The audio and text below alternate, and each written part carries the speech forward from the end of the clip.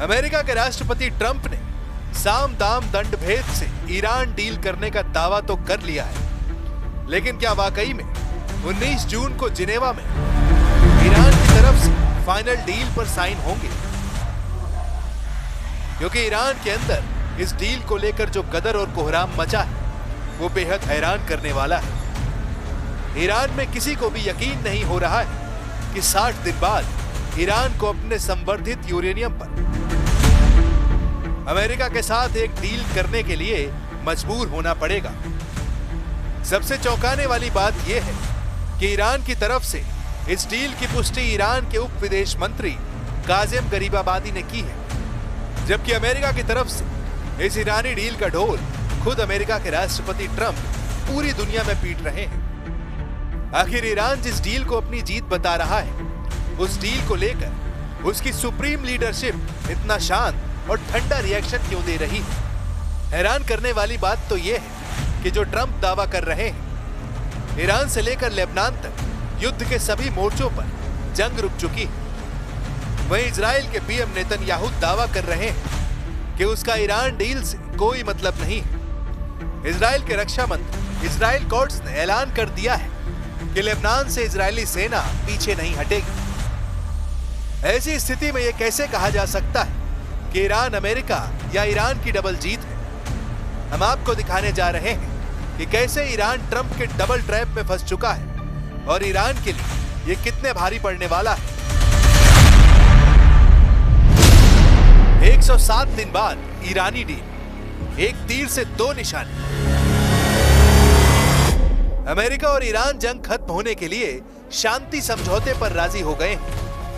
अमेरिकी राष्ट्रपति ट्रंप ने 14 जून को सोशल मीडिया पर लिखा कि ईरान के साथ समझौता हो गया है। ईरान ने कहा कि अमेरिका के साथ कई महीनों की लंबी और मुश्किल बातचीत के बाद दोनों देशों ने शांति समझौते के मसौदे पर सहमति बना ली और एमओयू अंतिम रूप दे दिया गया है। ट्रंप ने कहा कि हॉर्मुज स्ट्रेट को फिर से खोला जाएगा और ईरानी बंदरगाहों पर अमेरिकी नौसैनिकों की नाकेबंदी हटा दी जाएगी।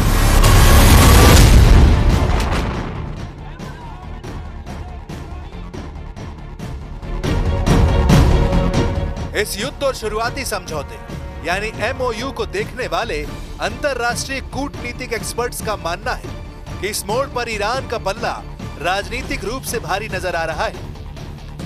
हालांकि अमेरिका इसे अपनी जीत के रूप में पेश कर रहा है। 19 जून को जिनेवा में ईरान की तरफ से फाइनल डील पर साइन होंगे।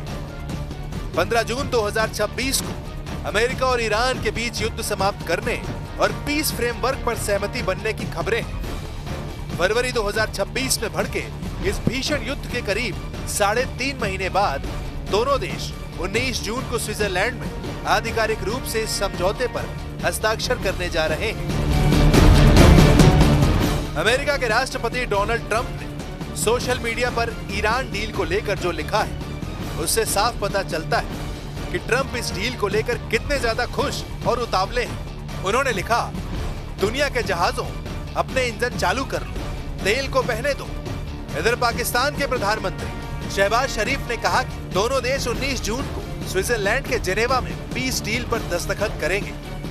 अगर ऐसा होता है तो 47 साल में तेहरान और वॉशिंगटन के बीच ये पहली हाई लेवल बैठक होगी। 24 ساعت گذشته با تحولات مهمی مواجه بودیم. نهایی شدن یادداشت تفاهم میان ایران و آمریکا برای خاتمه جنگ تحمیلی آمریکا و رژیم صهیونیستی علیه ایران در تمام جبهه‌ها به شمول لبنان تحول بسیار مهمی بود که محصول ایستادگی و مقاومت اسطوره‌ای ایرانیان در برابر تجاوز و جنایت دو بازیگر شرور و مجهز به همه امکانات مادی ईरान डील में डबल धोखा, ट्रंप नेतन्याहू का डबल गेम। अमेरिका ईरान में अब जल्द ही बड़ा समझौता हो सकता है। अमेरिकी राष्ट्रपति ट्रंप ने इस बात का संकेत दे दिया है। उनका कहना है कि कुछ ही घंटों में अब अमेरिका और ईरान के बीच फाइनल डील हो सकती है। लेकिन सवाल ये है कि क्या वाकई ईरान के साथ खुले मन से समझौता करने जा रहे हैं या फिर समझौते की आड़ में ईरान के साथ सिर्फ धोखा हो रहा है। इंटरनेशनल इंटेलिजेंस के कुछ एक्सपर्ट्स इसे पूरी तरह धोखा ना मानकर ट्रंप और नेतन्याहू की एक सोची समझी चेस चाल के रूप में देख रहे हैं, जिसके पीछे गणित हो सकता है। ट्रंप दुनिया के सामने शांति दूत की इमेज बना रहे हैं, दुनिया के लिए हारमुज खुलवा रहे हैं, जबकि नेतन्याहू बैड कॉप की भूमिका में रहकर लेबनान से लेकर ईरान तक हमले की खुली छूट का दावा कर रहे हैं। डील के तहत 60 दिन में परमाणु स्टॉक नष्ट करना है। अगर ईरान अपने डील से मुकरा तो ट्रंप को दोबारा से नैतिक और लीगल आधार मिल जाएगा और वो ईरान को तबाह कर डालेंगे। 107 दिनों की लगातार लड़ाई से अमेरिका और इजराइल दोनों के एयर डिफेंस इंटरसेप्टर्स यानी मिसाइल डिफेंस सिस्टम खत्म होने की कगार पर थे। इस डील के बहाने इजराइल और अमेरिका को अपने हथियारों का स्टॉक दोबारा भरने का समय मिल गया है, क्योंकि इजराइल ने आधिकारिक तौर पर कह दिया है कि वो इस डील का हिस्सा नहीं है। इसलिए नेतन्याहू ने चालाकी से खुद को अंतर्राष्ट्रीय बंधनों से मुक्त कर लिया है। अमेरिका दुनिया से कहेगा वो शांति चाहता है, लेकिन इजराइल पर्दे के पीछे से ईरान के परमाणु ठिकानों पर मोसाद के जरिए गुप्त और सर्जिकल हमले जारी रखेगा। इजराइल सीज फायर के आधिकारिक रूप से लागू होने से पहले हिजबुल्ला और ईरान के शीर्ष कमांडरों को चुन चुन कर निशाना बनाने की नीति जारी रखेगा, ताकि समझौते के वक्त उसकी स्थिति कमजोर न रहे। अगर अमेरिका के दबाव में इजराइल को फ्रंट लाइन वॉर यानी आमने सामने का युद्ध रोकना भी पड़ा, तो भी मोसाद के जरिए ईरान के भीतर सीक्रेट ऑपरेशंस, साइबर हमले और परमाणु वैज्ञानिकों या ठिकानों को गुप्त रूप से निशाना बनाने का सिलसिला थमेगा नहीं। ये लगभग तय है। यानी 19 जून 2026 को अगर जिनेवा में ईरान की डील हो जाती तो डील के अगले 60 दिन ईरान के लिए एक ऐसा डेथ ट्रैप साबित होंगे जहां ईरान का परमाणु प्रोग्राम भी तबाह होगा और वो अमेरिका और इजराइल के रहमो करम पर रहने को मजबूर हो जाएगा।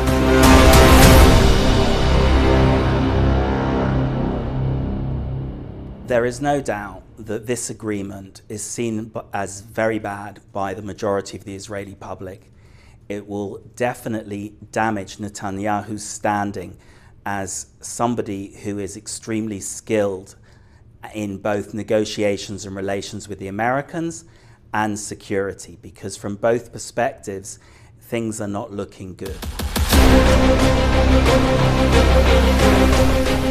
नेतन्याहू की सरकार में शामिल बेनज़ीर जैसे कट्टरपंथी नेता इस सीज फायर के खिलाफ सरकार गिराने तक की धमकी दे सकते हैं। नेतन्याहू का पूरा जोर अब ये रहेगा कि वो ट्रंप से इस बात की लिखित गारंटी लें कि अगले 60 दिनों में अगर ईरान ने परमाणु संवर्धन बंद नहीं किया तो अमेरिका दोबारा ईरान पर प्रतिबंध लगाएगा। अब ऐसी स्थिति में देखना होगा क्या डील ईरान की जीत साबित होगी या फिर ट्रंप की ऐसी गहरी चाल जो हमेशा के लिए ईरान को तबाह और बर्बाद कर देगी।